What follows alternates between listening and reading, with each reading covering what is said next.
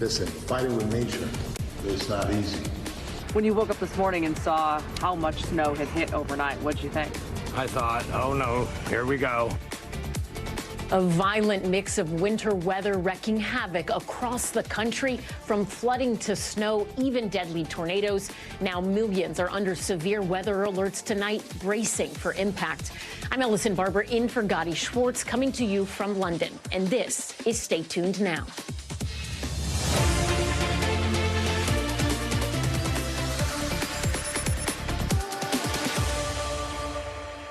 Right now, the East Coast is seeing the worst of that massive storm, with at least 2 deaths reported in 2 states. 49 counties in Florida are under a state of emergency after powerful tornadoes passed through, destroying homes and buildings in areas like Panama City. Tornadoes were also reported in Texas and North Carolina. Meanwhile, heavy rain and high winds all along the East Coast are creating dangerous conditions from Louisiana all the way up to Maine. Just take a look at the flooding seen in Georgia. In Alabama, 1 person was killed when a tree fell on their car. Winds also brought down power lines in the area. Power outages are a major concern tonight as 180 million people are under wind alerts. Over in the Midwest, blizzard conditions are blanketing entire communities, causing some travel headaches. Parts of at least 2 interstate highways were shut down earlier in Nebraska and Kansas. And in Illinois, Chicago's airport even ordered a ground stop for some time due to heavy snow and ice. We have a team tracking the latest conditions tonight. Marissa Parra is in Florida. Meteorologist Bill Cairns is standing by. But we begin with NBC News correspondent Maggie Vespa in Des Moines, Iowa. Maggie, what are conditions looking like right now, and how is it impacting people in that community? Ellison, simply put, they are brutal right now. I just checked the wind chill. It is around 12-degree wind chill, temperatures in the 20s. And really the snowfall, I mean, is what has people so thrown, as you can imagine. Snow totals clocked in here in the Des Moines area at around 11 inches in 24 hours. And this practically, I mean, it came in overnight. And obviously we're in the Midwest. You got to love when someone peels out on a snow-covered road. That is so smart. We're in the Midwest. People here are used to snow. You would think they would know not to do that. Even they were really thrown by this. So a lot of people stayed home today. We had a lot of school districts canceling classes. And we also had massive, one massive at least wreck that we know of on I-80, a major interstate between Iowa City and Des Moines. Authorities pleaded with people to stay off the roads when whiteout conditions kind of set in. It seems like that's cleared up tonight, thankfully. Now we're dealing with brutal cold. We've also had really strong wind gusts throughout the day. So kind of like the next layer of this system has now moved in, Ellison. Yeah, I mean, Maggie, so much snow around you. Obviously, at least one bold, reckless driver nearby. But there's also this question of what this might mean politically, right? Yes, exactly. I mean, will this have any impact on the Iowa caucuses? I mean, political operatives sure think so. They sure worry so, right? And they hope not. It's always a concern on any kind of election day. We're going to have a plow going by here right on cue. That's perfect. They're really concerned about when we get into next Monday, the temperatures on that day expected to be potentially sub-zero. We're talking like a high of -2 on Monday. So they're bracing for that, very worried about that. In the meantime, I mean, you've seen the headlines. We're seeing campaign events canceled left and right. Most recently, Vivek Ramaswamy canceling events today. Yesterday, it was Nikki Haley. So the buildup to the caucus already getting messy, and then they're worried about that brutal cold next week. Not much they can do about it, of course. But yeah, it's a huge topic of conversation with less than a week to go. Ellison. All right. Maggie Vespa in a snowy Des Moines, Iowa. Thank you. We appreciate you being out there. From the Midwest to the South now, where tornadoes ravaged Florida's Panhandle, leaving a path of destruction. NBC News correspondent Marissa Parra joins us with a look at the extent of the damage. Marissa? Well, behind me is just one of several pockets of damage in Panama City Beach. Look at this row of complexes here. What's striking is you can barely tell in some places that this used to have 2 stories, which was completely ripped apart and ripped off by the tornado that came through here. Look at the front lawn scattered with debris, pieces of brick, and of course, pieces of the roof, and of course, power lines strewn across the front of it. Now, I've spoken to people who not only live here, but live in mobile homes around here. It's mobile homes, it's businesses, residents like this one. People were talking about how because this happened so early in the middle of the night, most of them were asleep and they were only woken up by the sheer force of what happened in the middle of the night. We felt the wind picking up, so we brought the slides in for the camper. About that time, we started getting dressed, heard the alarms going off. We get into the little hallway, feel the camper slide, and then it dumps over onto its side. And we were kind of in a protected little cove, basically. This hole is actually the cove that we were in after it dumped over. So the first responders got here, cut this piece out, and then we laid towels up over it and climbed out. Now, it's not just here in Panama City Beach. The governor of Florida, Ron DeSantis, has declared a state of emergency for 49 counties all throughout the northern panhandle of Florida. And remember, this was a massive storm system that moved throughout different states here. There were tornadoes that were in Alabama as well. We know there was at least one fatality from that storm system. I want to point something out behind me. This marina here suffered extreme damage. And what's remarkable about this is it's not the first time. This is a marina that already sustained damage from Hurricane Michael years ago. This is an area, the Florida Panhandle, which had damage from Hurricane Idalia. So you have vulnerable communities that are still recovering from hurricanes past, from storms of the past. And of course, this was the worst type of tornado because it happened in the middle of the night. And furthermore, it's January. So people tell me they might be aware that tornadoes are a threat in this part of the country, increasingly so. But the part that has been really striking is the fact that these are happening more commonly in the cold winter months, including that December tornado in Tennessee just 1 month ago. Marissa Parra, thank you. Bill Cairns is tracking everything for us tonight. So, Bill, what are you seeing on the forecast? The worst of the storm is now in the mid-Atlantic region heading into the Northeast. We're almost done with our tornado threat, but I mean, what an afternoon and morning it was. So we have 2 tornado watches that are left, one for eastern North Carolina. We do have a tornado warning here for the Morehead City to New Bern area. And then we just have a new tornado watch just issued for the West Palm Beach area over here towards Naples and Fort Myers. So this will continue as that line pushes to the south. Here's where all the tornadoes were during the day today. We had a lot this morning, Panama City to Dothan. That's where one of the fatalities was. An 81-year-old woman was in a mobile home, unfortunately got caught in a tornado. 23 tornado reports of isolated tornado in areas of Georgia, 1 in South Carolina, and it wouldn't surprise me if we hear about 1 or 2 more additional ones as we go through North Carolina when they do the storm surveys coming tomorrow. So this huge rain shield, we had a lot of flash flooding problems earlier today in areas of upstate South Carolina, western North Carolina. I know Asheville had 4 inches of rain.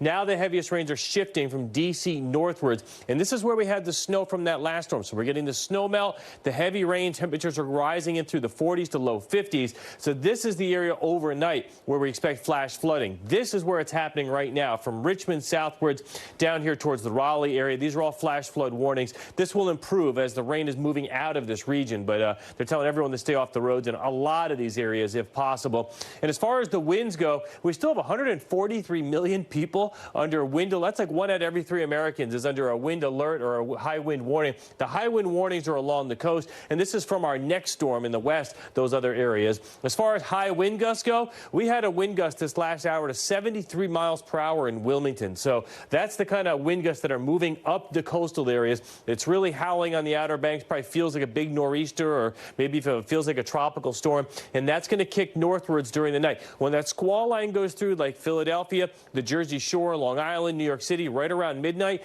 that's when the potential exists for 60-mile-per-hour winds. It may not happen, but at least that's the potential. And if it does, that's where we'd expect the widespread power outages. So from the New Jersey area, the Delmarva to Long Island, if you can make it with power till about 2 a.m., likely you'll have power as we go throughout the rest of the night. Then that squall line will kick up here. I mean, look at Nantucket and Cape Cod. Could have gusts throughout early morning hours up to 69 miles per hour. As far as our winter storm warnings go, we just ended those in Kansas City, St. Louis. They still continue. Advisories, Chicago. And out west, many areas here are still dealing with heavy snow and even blizzard conditions in the Cascades, some of the mountains outside of Boise, too. And some of that wind and some of that strong energy with that storm is going to kick down through Southern California. I know we have wind advisories that are up for areas around Los Angeles, too. And here's the additional snow. We're almost done here in areas of the Great Lakes, northern Maine and northern New Hampshire. In addition to the high winds, they're going to have a heavy, wet snow. Power outages are likely in those areas late tonight in areas of the west, too. And, Allison, we've been saying this all week long. This storm that's in the west, by Friday, it's going to look just like the storm we covered all day today. it's going to be just a brutal week of coast-to-coast storms. Oof. All right, Bill Cairns, thank you. Don't go anywhere because we are just getting started. Coming up, cancer diagnosis, the emerging details about Defense Secretary Lloyd Austin's newly revealed illness and hospital stay, the growing questions about chain of command, and the discussion about prostate cancer treatment. Plus, staying grounded. No plans yet for Boeing's MAX 9 jets to get back in the air. The small piece is now at the center of the investigation into how a door plug blew off. But first, lunar or later, why NASA is pushing back all upcoming missions aimed at setting the stage for a long-awaited return to the moon. Stay tuned.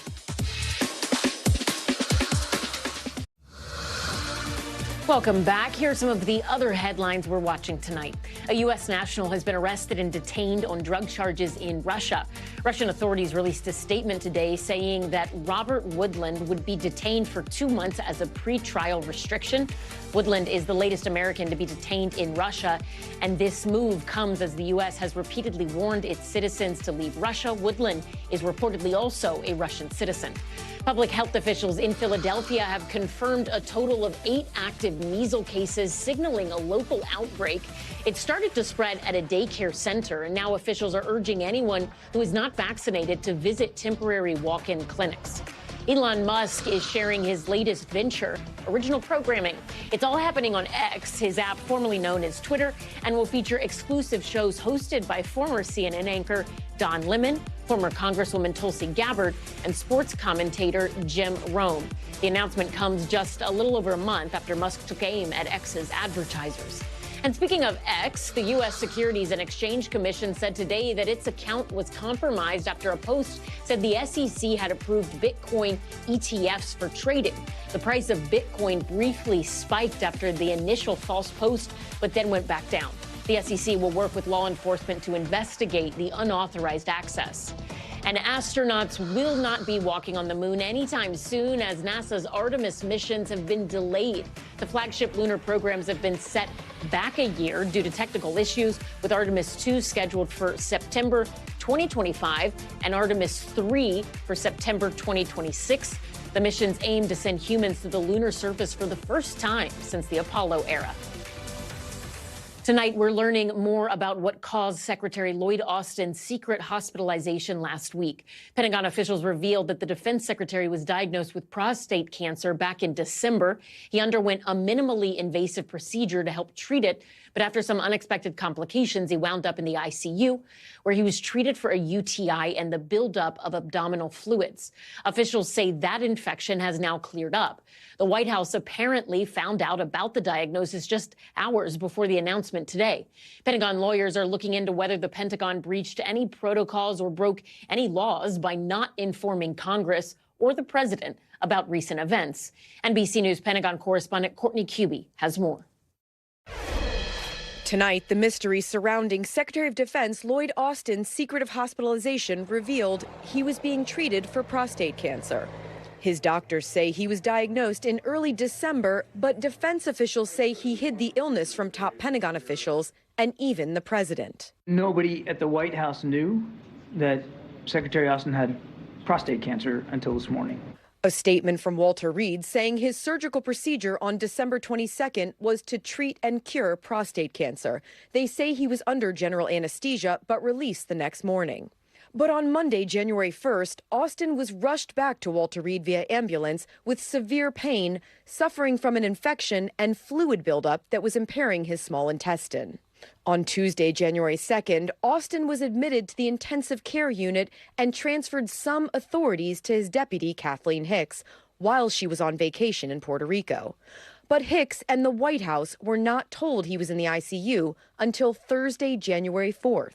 Members of Congress, senior Pentagon leaders, and the public were not informed until the night of Friday, January 5th. This guy shouldn't be in charge of our military now. Well, I'm going to continue calling for full disclosure. I'm calling for a full hearing. The Pentagon now reviewing who knew what, when, and why the White House wasn't told. Clearly, we could have done better, and we will do better. Austin's chief of staff now ordering that these officials be told when Austin transfers authority to Hicks and why. Austin remains hospitalized tonight, having now spent all of 2024 in the hospital. Doctors there saying he's expected to make a full recovery, but it can be a slow process. There are still a lot of questions about the chain of command here, but there are also questions and a discussion to be had about the medical side of this, prostate cancer. NBC News medical fellow Dr. Akshay Syal joins me now with more. Dr. Syal, if I'm not mistaken, 1 in 8 men will be diagnosed with prostate cancer in their lifetime. Let's talk about this in the context of what happened with Secretary Austin, just the medical side of this. On December 22nd, he reportedly underwent a prostatectomy for which he was under general anesthesia. What is that procedure? And talk to us a little bit about prostate cancer and symptoms and the importance of being aware of possible changes in your body for men of any health.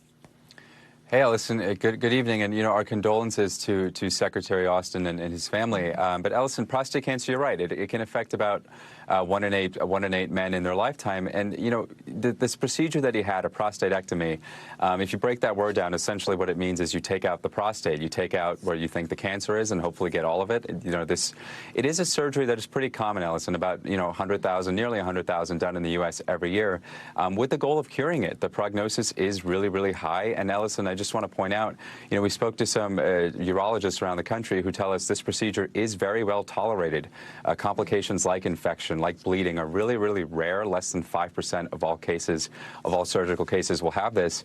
So this is a common procedure, one that is usually done without complications. But as you can see with the Secretary's case, sometimes things can go wrong. But it looks like he's made a turn for the better.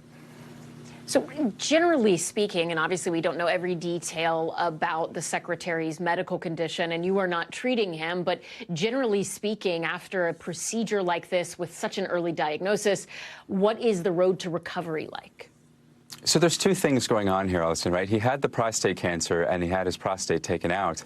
When you have a procedure like that, it is still a surgery. It is still something that people take about 4 to 6 weeks to bounce back from typically. And Ellison, of course, he had, a urinary tract infection. Then he had some issues with his intestines. So for him, I expect that's going to take a little bit longer. I expect we're talking on the order of weeks for him to really feel like himself again. And, we know from the statement released today, he was also in the ICU. That comes with its own complications as well. So, if I'm not taking care of him, but if I were guessing, I would say in the order of weeks, Ellison. So when we're talking about statistics numbers, we mentioned that stat, 1 in 8 men will get diagnosed with prostate cancer in their lifetime. But those numbers are even higher and often deadlier when it comes to black men in particular. The Secretary, he was diagnosed after doing some routine labs. Explain to us how often people should be getting tested for something like this. And can you walk us through a little bit of the numbers that we see here? Why is it that prostate cancer is so much higher and deadlier for black men? Yeah, that's exactly it. Black Americans, black men in particular, are more likely to, 1, A, get prostate cancer, and 2, die from prostate cancer. And Ellison, the reasons, they're a little bit unclear. So far what we're deducing is it may be inherited. It may be some sort of genetic factors at play. It could also be lifestyle. It could be, from exposure to environmental pollutants in areas of lower socioeconomic advantage. So we don't really have a good sense of what's going on. But Ellison, to screen for prostate cancer is actually a very controversial thing in medicine right now. It's not something that is routinely recommended for everyone. It is something that is more of a discussion with your doctor if you have a family history, if you're a male who's African American. But Ellison, it is a blood test that is done. It is a blood test. It's not perfect. It's not like if you broke a bone, I could see it on an X-ray. It's not quite as good as that. But there is a way to screen for it. And if you are positive, there are more tests that you can do. So I'd encourage people to ask about it at their next visit. All right, Dr. Akshay Syal, thank you so much for joining us on one part of this layered story. Thank you. Anytime. Coming up, former President Trump's pitch for immunity in the election interference case. We will break down all of the arguments, plus go-go gadgets, the hot trends to watch as this year's Consumer Electronics Show gets underway. Inside the impact AI is having at the biggest show in tech. That's in tonight's Future of Everything. But first, you gotta see this. The world's deadliest cat just also happens to be the cutest. Meet Jaya, the black-footed cat, a species from southern Africa. She's the latest addition to Utah's Hoggle Zoo in Salt Lake City. She's 8 months old, weighs less than 3 pounds, cute as a button, but do not let that fool you. Researchers say this little kitty has a 60% hunting success rate. With her small size and sneaky hunting, she's a killer predator. So let's hope she never escapes her enclosure. But she is cute. We'll be right back.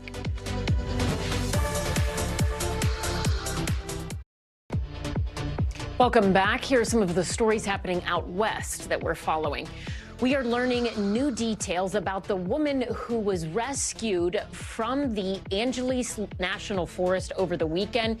She is now in stable condition, recovering from hypothermia and a leg injury. That's after her truck crashed down Mount Baldy, where she was stuck for 5 days in freezing conditions.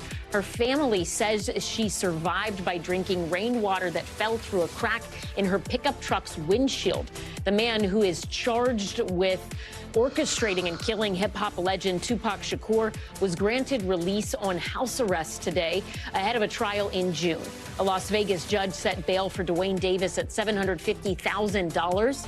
Davis, a former L.A. area gang leader, pleaded not guilty to murder. He could spend the rest of his life in prison if he's convicted. Also in Las Vegas, the man that attacked a judge there is facing new charges, including attempted murder. He was arraigned today in front of a different judge on those new charges. Yesterday, Judge Mary Kay Holtus, the judge he attacked last week, sentenced him to 19 months to 4 years in prison. That was for the original charges he faced. We're still learning more about that Alaska Airlines flight that made an emergency landing in Oregon after the door plug blew off mid-flight.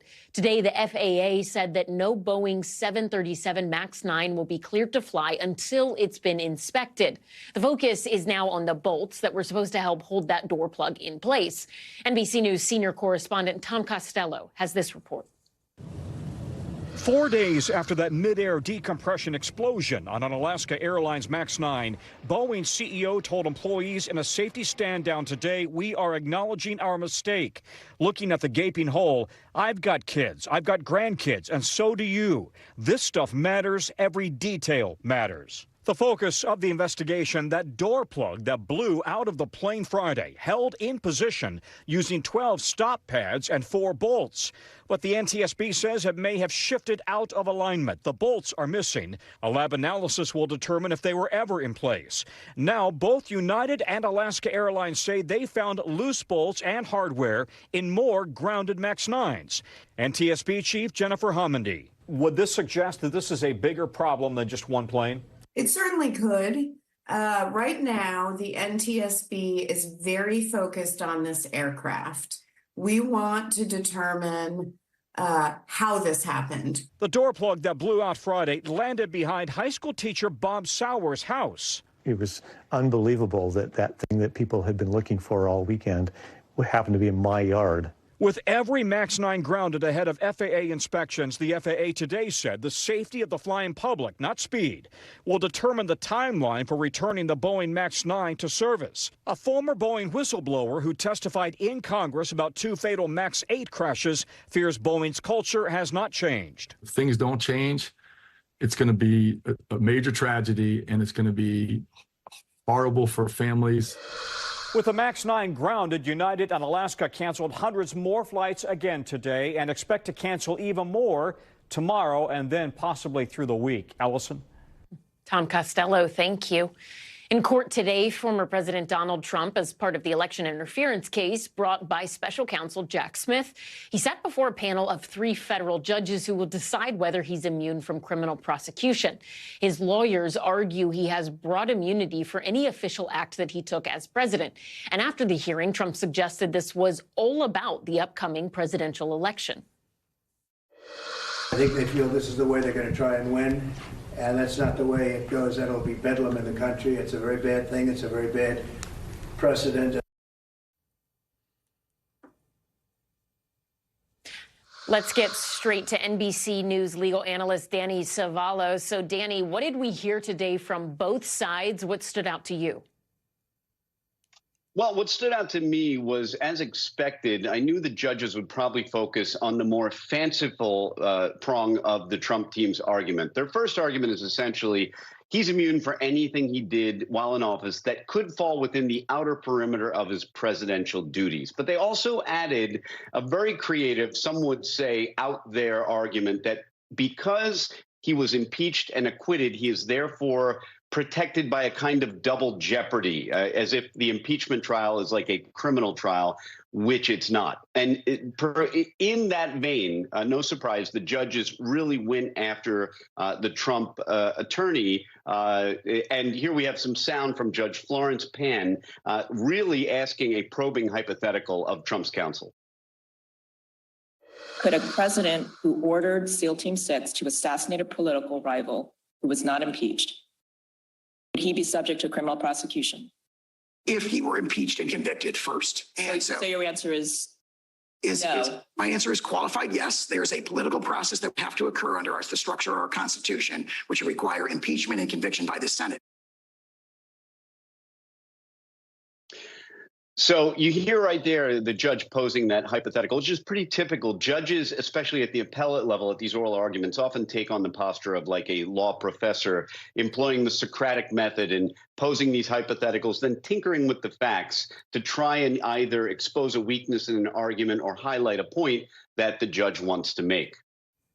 And Danny, I mean, it makes sense, particularly in this case, for a judge to sort of do that, be the law professor, so to speak, because we're dealing with legal uncharted waters here. Did you get any indication from just your experience taking cases in front of a judge of how this judge might be leaning?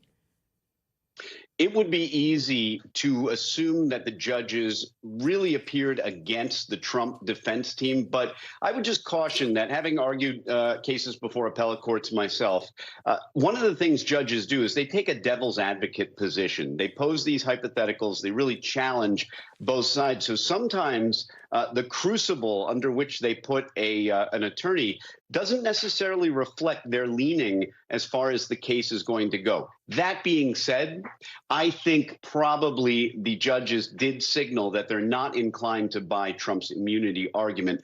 If for no other reason than it's always been a long shot. I do also think, as a second but very important issue, a preliminary issue, I do think the court will continue to hear the case. That was one of the subjects of the amicus brief that was filed, which is the D.C. Circuit doesn't even have the power to hear this case. Therefore, it should go back to the district court. And the reason for that is they're arguing that the Trump team really didn't have the right to pause the trial court proceedings and go on appeal under these facts. All right, Danny Cevallos, thank you so much. We appreciate it. Coming up, Antony Blinken on the record. Andrea Mitchell's exclusive conversation with the U.S. Secretary of State. His message to the dozens of families with loved ones still held in Gaza by Hamas.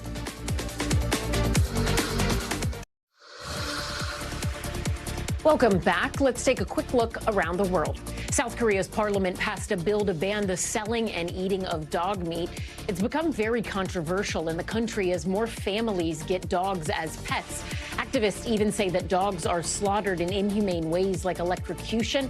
Support for a ban has only grown stronger under the current president, who owns 6 dogs and 8 cats. A record number of Muslims took part in the Umrah pilgrimage to Mecca in Saudi Arabia last year. More than 13.5 million people visited the holy city. That's a 58% increase from the previous year. And France's new prime minister is breaking all kinds of barriers.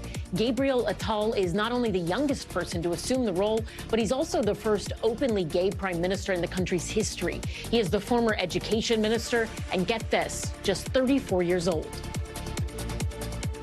European scientists say we just had the hottest year ever recorded, and it wasn't even close. According to the EU's climate change service, it was most likely the hottest year on Earth in more than 100,000 years. On average, the global temperature reached almost 1.5 Celsius warmer than pre-industrial times. Take a look at temperatures decade to decade, a subtle warming trend becoming abundantly clear by the 1990s, continuing through this decade. But look at 2023, the second half, head and shoulders above any previous year. In Europe, every month of 2023, but one was warmer than average. Last year, the continent experienced heat waves on land and water, fueling wildfires, drought, and leading to devastating effects on marine ecosystems. Now, all of these extremes are starting to add up. NOAA says the United States suffered 28 major disaster events in 2023. That shatters the previous record of 22. Between all of the storms, the wildfires, and tornado outbreaks, total costs soared to nearly $100 billion. NBC News national climate reporter Chase Kane joins me now with more. So, Chase, the Paris Climate Agreement goal was 1.5 Celsius. We're not far behind that point right now. I guess the big question when you're reading this, is it too late? Yeah, it's hard to see, Ellison, how we can keep it below 1.5 degrees Celsius, which is 2.7 degrees Fahrenheit. But the Paris Accord also set another goal, another target of 2 degrees Celsius. And basically that was kind of like the last resort of, hey, you really want to keep global warming beneath this 2 degrees Celsius mark. Otherwise, things really get out of hand from there. And so that is the goal that we should be focusing on, bringing down these global emissions, eliminating burning the oil, coal, natural gas, the things that we know are warming the planet and are amplifying the disasters that you're seeing there on the screen. $28 billion disasters just here in the United States. That's not even counting the rest of the world. When you average that down, that's a major disaster roughly every 12 days. So we can't even go 2 weeks without a major disaster. And that's part of the reason we've really got to keep this global warming beneath 2 degrees Celsius, because every 1/10 of a degree, all of that gets worse, Ellison. When they say the warmest year in more than 100,000 years, what kinds of records are they using? And for people who are maybe just somehow tuning into this situation right now, what is the big takeaway that you are seeing that when people look at these records over a year and say, okay, yeah, well, maybe it looks warmer now, we've gotten better at recording things. What would you say to someone who maybe looks at that and has that thought process? Well, it's really about the rate of change. And we may even have that graphic that you showed in a soundbite earlier showing just how much higher that red line of 2023 was than even last year. The previous record of, all of the warmest years have been in the last 10 years. I mean, you see that there's a big gap there in that top red line and, recent decades. So the warming is accelerating. And that's one of the ways that we know this is not a natural cycle. This is not just the natural variability of climate change. You see those sort of off the charts readings from Europe and even here in the United States. We had our warmest December ever recorded last month. I mean, a lot of people across the U.S. were like, hey, where's the snow? And that's one of the sort of signs or pieces of evidence of this. But you asked about the last 125,000 years. That's how long ago climate scientists think it was when Earth was this hot.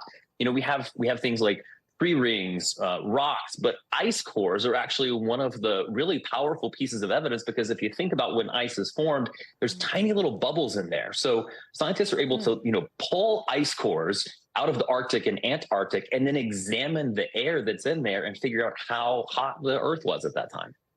Wow. So, Chase, looking at all of this data that we have and looking ahead to 2024, thinking about what we saw happen in Morocco and Turkey and Libya, what should we be expecting for 2024?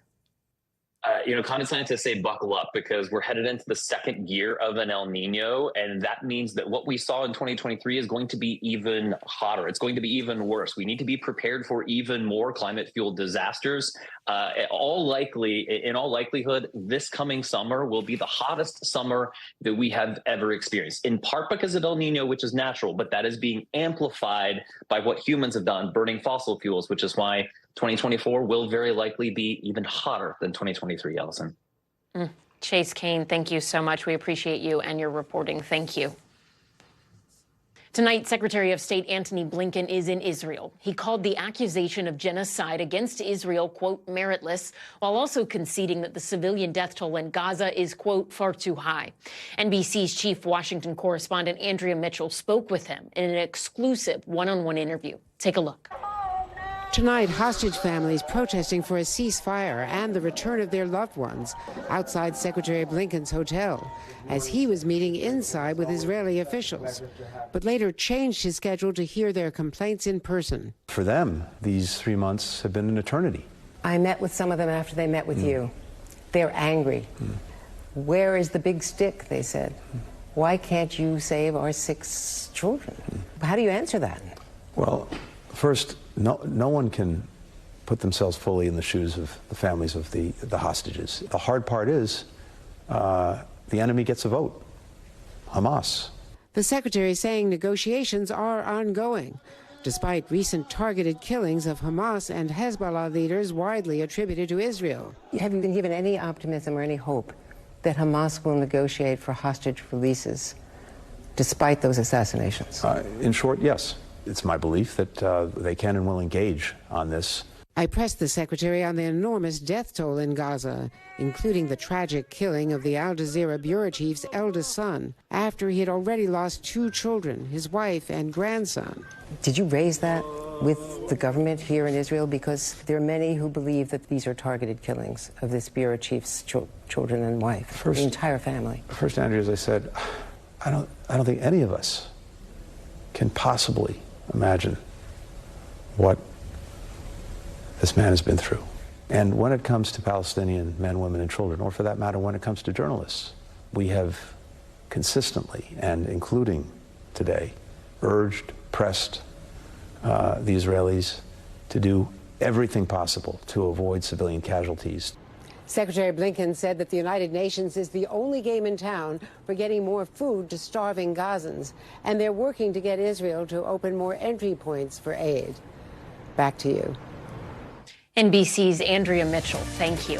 Before we go, it is time for the future of everything. Meta rolling out a new effort to keep teens safer on its apps. What's changing, and will this move actually have an impact? That's next.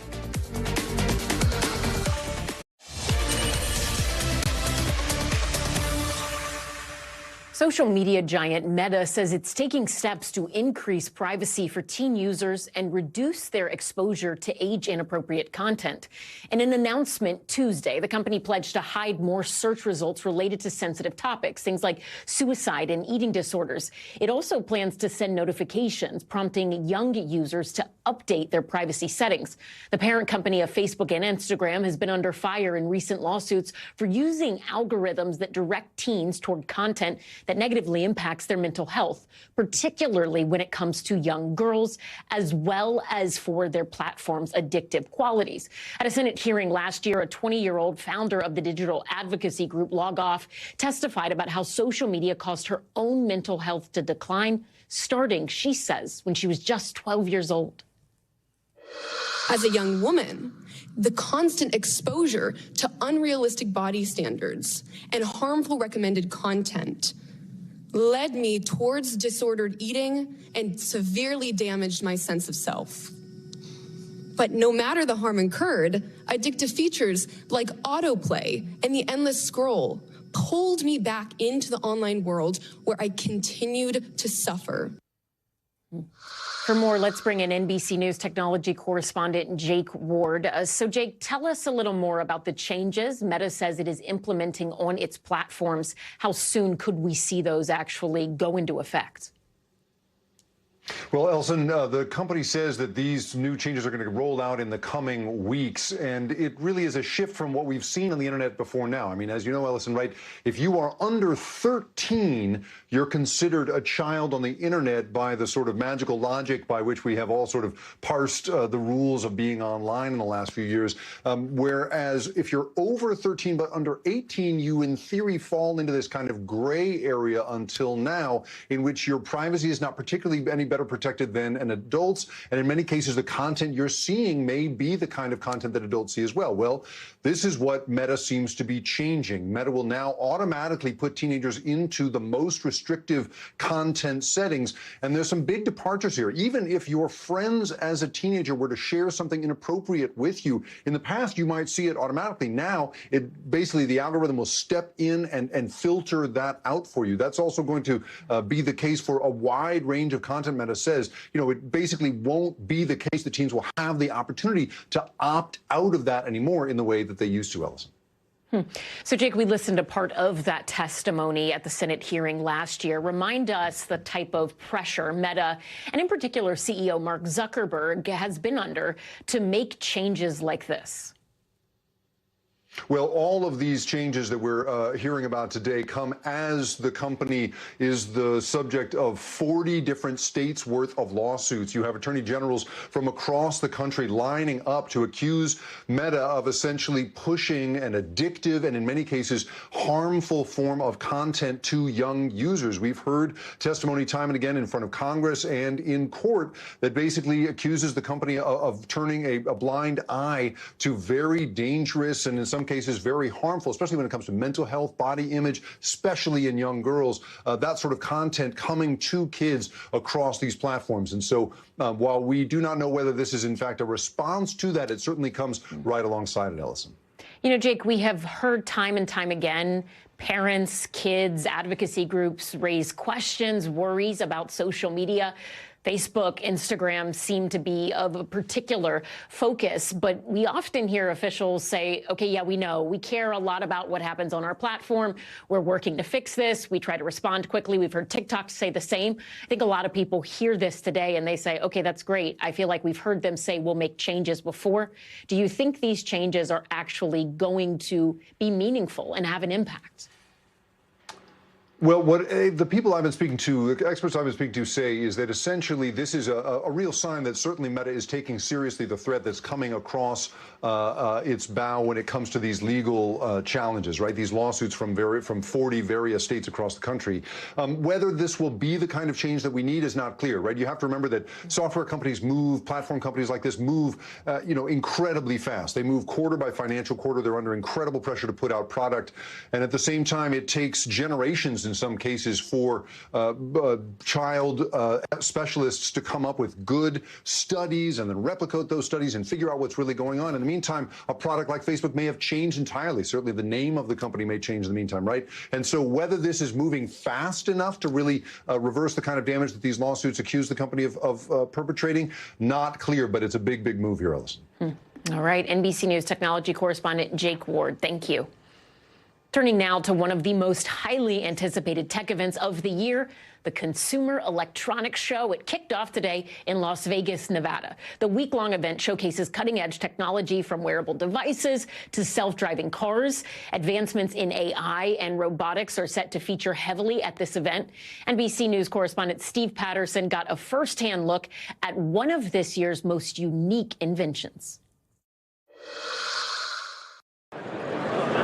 The sights, sounds, and, well, overstimulation of CES. The largest tech show in the world can be a lot. Look, it's been a long day at CES, so I think it's time to have a drink. Enter South Korean robotics giant Doosan with an innovation that can help take the edge off. An AI bartender. They're gonna make me a custom cocktail based on my current mood, and the camera will turn on. Okay. Here we go. That's right. AI mixologist Mixmaster Moody knows I like it shaken, not stirred, and on the rocks just by looking at me. It scans my face, reads my mood, selects a song, and starts mixing. And I just hit the generate cocktail recipe? Yes. Great. Okay.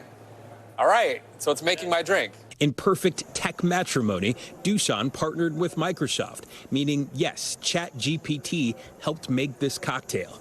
And based on what it saw, it decided Joyful Fiesta was appropriate. Hi. Hi. I'm making a drink. I sat down with Moody's father, Doosan CEO William Rue, as my Fiesta was being crafted. How does this work? You take a photo, right? Yes. And just based on the algorithm, it gives you a probiotic. So in just one look, you can tell I'm happy, I'm sad, I'm angry. Yep. And it'll make me a drink based on that? Yep, right, exactly. Wow. As he finished up, Moody even added a little surprise. Oh, is it giving me a little garnish? Yeah, garnish. Oh, my God. Look at that. Look at him go. Oh, that's beautiful. That's amazing, right? Yeah, so that's my joyful drink right there. Yeah, exactly, yeah. And the tech is closer than you think. In my lifetime, I'm going to walk into a bar and get a drink served by an AI robot. Of course. Really? Actually, I think it takes only less than 5 years. Less than 5 years. Yep. 2030. Yep. I'll be having a robot serve me a drink. Sure. That's pretty good. That's really good. All right. A joyful drink for a joyful correspondent. Steve Patterson in Las Vegas, thank you. That does it for us tonight. I'm Ellison Barber. We will see you tomorrow, but until then, stay tuned now.